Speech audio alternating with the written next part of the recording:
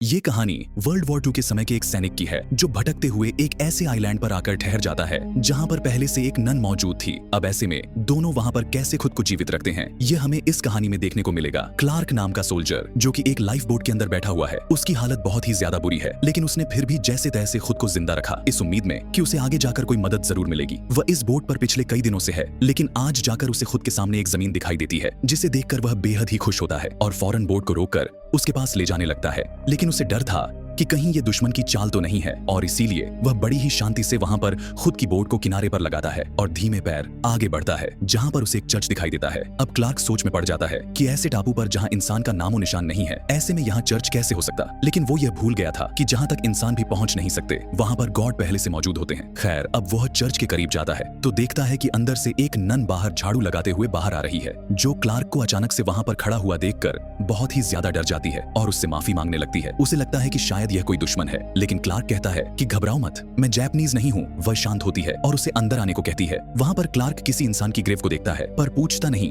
कि वह किसकी है, जिसके बाद नन खुद के बारे में कुछ बातें बताती है कि उसका नाम एंजेलिना है, वह सिस्टर है यानी कि नन है जो कि धर्म प्रचार करती है। उसके लोग यहाँ इस आइलैंड पर आए थे कुछ लोगों को अच्छी राह दिखाने के लिए, लेकिन उन्हें यह नहीं पता था कि यहाँ पर दुश्मन का जमावड़ा है। उनसे ये भूल हो जाती और जापानीज उन्हें बंदी बना लेते हैं। जब फादर जॉन को इस बारे में पता चलता है तो वो अपने लोगों के पास आने की जिद करते हैं, लेकिन वो इतने एजेड हो गए थे कि अकेले ट्रेवल नहीं कर सकते थे, इसलिए मैं उनके साथ आने के लिए राजी हो गई। लेकिन जब तक हम लोग यहाँ पर पहुँचते हैं तब तक वो लोग हमारे लोगों को यहाँ से ले जा चुके थे। उसके बाद उनका कुछ पता नहीं चला। कुछ लोगों का तो यह भी मानना है कि उन्होंने सारी सिस्टर को बेच दिया और कुछ को तो मार दिया। जब फादर को इन सब चीजों के बारे में पता चला तो वह खुद को संभाल नहीं पाए और इसी वजह से उनकी मौत हो गई। वो उस ग्रेव की ओर इशारा करके बताती है कि मैंने ही उन्हें वहां पर खुद अपने हाथों से दफनाया है, तब से मैं यहाँ पर अकेले रहती हूँ और मुझे कोई बचाने के लिए नहीं आए। उन्हें लगता है कि मैं भी मारी गई। इसके बाद क्लार्क उसे अपनी स्टोरी बताना शुरू करता है कि वह एक अमेरिकन मरीन है, उनके शिप पर दुश्मनों ने हमला कर दिया, लेकिन उसकी किस्मत अच्छी थी कि वह बच गया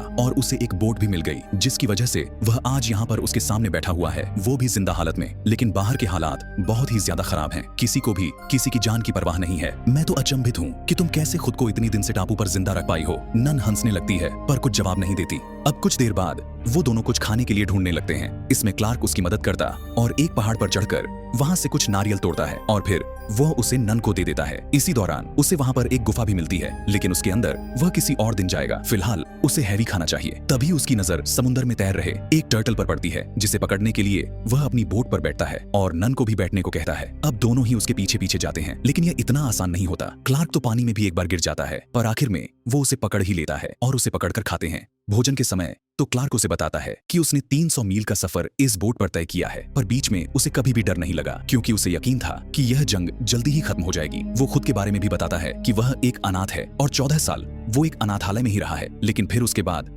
उसने आर्मी ज्वाइन करने का फैसला किया ताकि वह अपने देश के लिए कुछ कर सके। वहीं दूसरी ओर नन कहती है कि वह भी उसी तरह एक अनाथ है, लेकिन उसे हमेशा से गॉड के करीब ही रहना था, इसीलिए उसने नन बनना ही बेहतर समझा ताकि वह लोगों को सही राह दिखा सके। मुझे इस काम में बहुत खुशी मिलती है। यहाँ पर क्लार्क उसे फ्लर्ट करने की भी कोशिश करता है, लेकिन वह उस बात को इग्नोर कर देती है। तभी उन्हें आसमान में कुछ दिखता है जो कि जापानीज फाइटर प्लेन होते हैं। उन्हें कैसे भी करके उनसे बचना है, वरना अगर ये उन्हें दिख गए तो वो दोनों ही मारी जाएंगे। इसीलिए क्लार्क नन को उस गुफा के बारे में बताता है जो कि उसने आज सुबह देखी थी। अब वहां पर रहने पे वो लोग सेफ रहेंगे। दोनों भागते हुए उस पहाड़ पर जाते हैं और उसी में छुप जाते हैं। कुछ देर बाद जब क्लार्क बाहर देखता है तो दुश्मनों ने पूरे टापू को जला दिया था। हर जगह बस आग जल रही थी, जिसमें वो चर्च भी तबाह हो जाता है और बची थी तो सिर्फ राख, जो देखकर नन बहुत उदास हो जाती है और क्लार्क से कहती है कि तुम ऐसे सरवाइव नहीं कर पाओगे। इतने में वो लोग देखते हैं कि बहुत सारे जापानीज सैनिक टापू में घुसते जा रहे हैं। शायद उन्हें भनक लग गई है कि कोई यहाँ पर रह रहा है, और जब अगली सुबह क्लार्क सोकर उठता है तो बाहर का नजारा देखता है।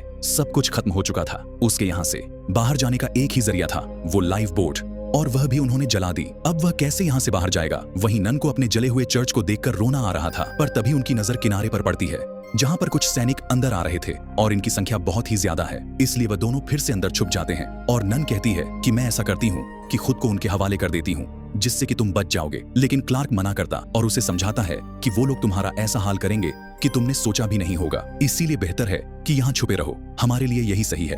वह शाम जब अंधेरा हो जाता है तो क्लार्क चुपके से समुद्र किनारे पर जाता है और वहां से कुछ खाने के लिए मछलियां पकड़ने लगता है, लेकिन इतने में वहां पर एक जापानीज बोट गुजरती है जिसकी वजह से उसे वहां पर छुपना पड़ता है। ऐसा ही उसे बहुत देर तक करना पड़ता है क्योंकि वह लोग पेट्रोलिंग पर होते हैं। अगर वह वापस गुफा में गया तो मारा जाएगा। इसीलिए उसे मजबूरन अपने ऊपर काली मिट्टी लगाकर अपनी जापानीज कैंप में जाना पड़ता है। वहां जाकर वो कुछ खाने के सामानों को इकट्ठा करने लगता है, लेकिन इतने में कुछ सैनिक आ जाते हैं और वहीं पर बैठ जाते हैं, जिसकी वजह से क्लार्क को पूरी रात वहीं गुजारनी पड़ती है। अगले दिन जब नन की आंख खुलती है तो वह देखती है कि वहां पर क्लार्क मौजूद नहीं है। उसे चिंता होने लगती है। उधर क्लार्क एक एक करके बहुत सारे खाने के सामानों को भर लेता है और फिर जब दुश्मन प्रैक्टिस के लिए बाहर जाते हैं तो वो वहां से निकल जाता है। लेकिन यहाँ नन जब गोलियों की आवाज सुनती है तो उसे लगता है कि शायद क्लार्क को उन लोगों ने मार दिया और इसीलिए वह पत्थर पर सर रखकर रोना शुरू कर देती है।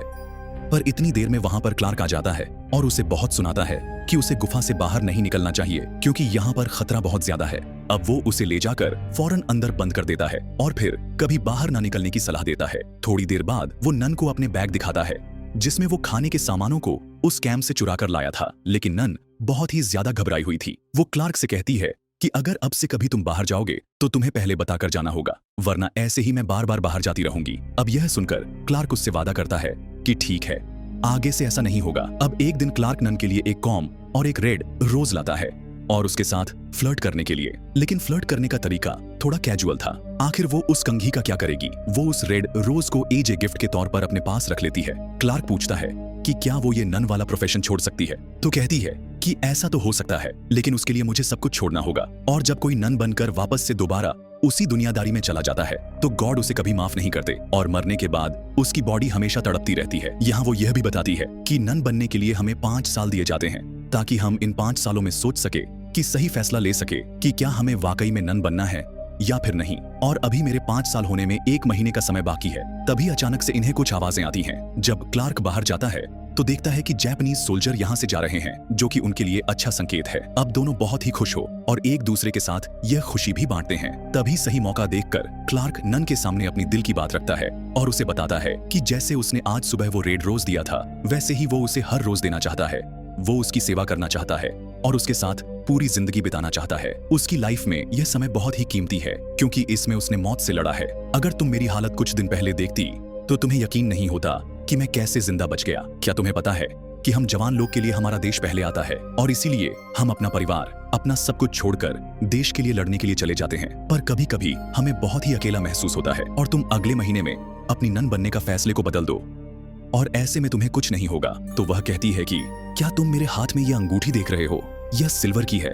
ये तब पहनते हैं जब हम जीसस की कसम खाते हैं कि अब हम नन बनने के लिए तैयार हो रहे हैं, और जब बन जाते हैं यानी कि 5 साल बाद तब हम गोल्ड की पहन लेते हैं। यही हमारा रिवाज है और हमारी जिंदगी ऐसे ही सादगी से चलती रहती है। मैं ऐसा नहीं कर सकती। यह सुनकर क्लार्क उदास हो जाता है और जाकर किनारे पर खड़ा हो जाता है। तब उसके पास नन आती है जिसका असली नाम एंजेलिना है, जिसे क्लार्क कहता है कि शायद तुम्हारा फैसला सही हो क्योंकि मैं ज्यादा समय बॉर्डर पर रहूंगा और ऐसे में तुम्हें कुछ पता ही नहीं होगा कि मैं जिंदा हूँ या फिर मर गया हूँ। अब उस रात वो लोग खाना खा रहे होते हैं कि तभी क्लार्क के हाथ में एक जापानीज ड्रिंक लग जाती है, जिसको पीने के लिए वो उसे खोलता है और नन को भी देता है। पर वो इतनी ज्यादा ड्रिंक कर लेता है कि उसके मुंह से अनाप शनाप शब्द निकलना शुरू हो जाते हैं, जैसे कि वो नन बनकर क्या करेगी, इससे बेहतर है कि वो उससे शादी कर ले। वो उसके साथ जबरदस्ती भी करना शुरू कर देता है। तो एंजेलिना वहां से उठकर चली जाती है और जंगल में ही वो रात गुजारती है। जब अगले दिन क्लार्क उठता है तो नन उसे कहीं दिखाई नहीं देती और वह भागते हुए जंगल में जाता है जहां पर वह बेहोश हालत में पड़ी हुई थी। उसके कपड़े बारिश की वजह से भीग गए, इसीलिए वह फौरन उसे कैंप में उठाकर लाता है। लेकिन फिर वह जापानीज सैनिक वापस आ गए थे। अब वो उसे लेकर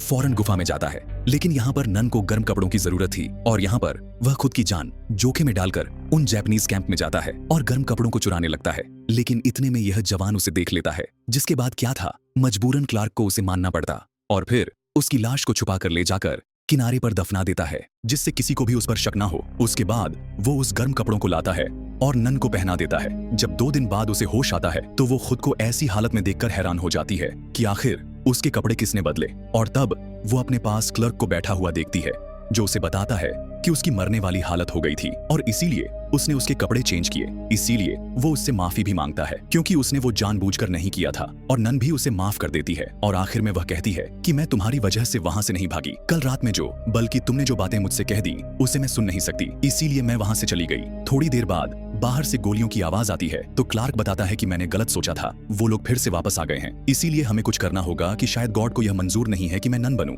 या फिर वो यह चाहते हैं कि हम दोनों ही उनके पास चले जाएं एक साथ। जैसे उन्होंने एडम और ईव को भेजा था वैसे ही उन्होंने यह हमें यहाँ पर भेजा है, लेकिन अब हमारा काम खत्म हो गया है। पर क्लार्क उसकी बात को नहीं मानता और बाहर जाकर देखता है कि उस टापू के चारों ओर आग जल रही है। उन्हें उनके साथी की लाश मिल गई है, जिसकी वजह से वह हर जगह उसके कातिल को ढूंढ रहे हैं और अब वो किसी भी हाल में उसे मार कर रहेंगे। यह बात जब क्लार्क नन को बताता है तो वह परेशान हो जाती है और प्रे करना शुरू कर देती है। पर क्लार्क फैसला करता है कि वह खुद जाकर अपने आप को उनके हवाले कर देगा, जिससे कि उसकी जान बच जाएगी। लेकिन नन उसे ऐसा करने से रोकती है। तभी वहां पर बाहर से कुछ आवाजें आती है। उन्होंने उस गुफा को आखिर ढूंढ ही लिया था, इसीलिए वो इन दोनों से कहते हैं कि जो भी लोग अंदर हैं वह बाहर आ जाए, वरना हम लोग गुफा को अंदर से उड़ा देंगे। अब क्लार्क के पास कोई जवाब नहीं होता, इसीलिए वह चुपचाप जाकर पीछे बैठ जाता है। उसने अपनी मौत को स्वीकार कर लिया। उधर नन भी प्रे करने लगती है। उन दोनों को लगता है कि यही उसका आखिरी समय है। लेकिन तभी दोस्तों बाहर से कुछ आवाजें आने लगती हैं। ऐसा लग रहा था कि बाहर बम फट रहे हैं। वो सभी चिल्लाना शुरू कर देते हैं। क्लार्क समझ जाता है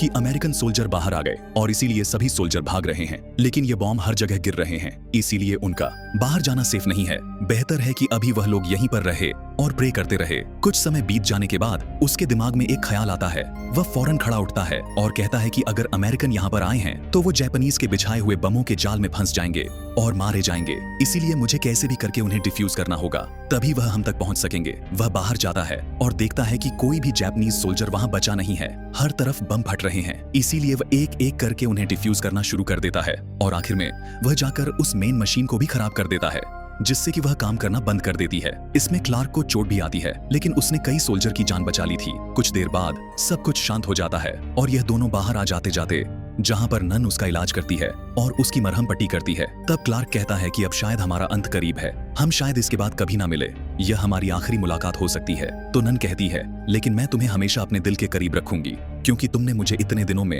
एक जीने की उम्मीद दी है। तुम मेरे हमेशा सबसे अच्छे दोस्त रहोगे, भले ही हम कितनी दूर क्यों ना हो। अब दोनों इमोशनल हो जाते हैं और इतने में वहां पर यूएस मरीन आ जाती है, जिन्हें देखकर वो उन्हें सिगरेट मांगता है।